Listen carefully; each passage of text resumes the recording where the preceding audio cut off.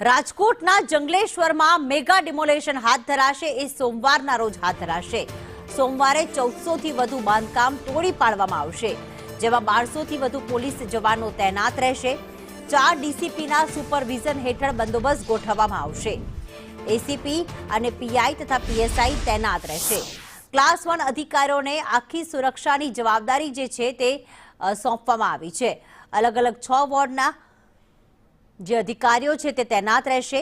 તો સંવેદનશીલ વ્યક્તિઓ ઉપર માર્ક મૂકવામાં આવ્યા છે। ગેરકાયદે હથિયારો જપ્ત કરવા પણ કાર્યવાહી કરવામાં આવશે। તો જંગલેશ્વરમાં મેગા ડિમોલેશન જેના પર હાઈકોર્ટે સ્ટે નથી આપ્યો તેવા જે ગેરકાયદેસર બાંધકામો છે તે સોમવારના રોજ તોડી પાડવામાં આવશે। આખરી નોટિસ પણ આપી દેવામાં આવી છે અને રવિવાર સુધી તમામ જે ગેરકાયદેસર બાંધકામો છે તેમને ખાલી કરવા માટે સૂચના પણ આપી દેવામાં આવી છે।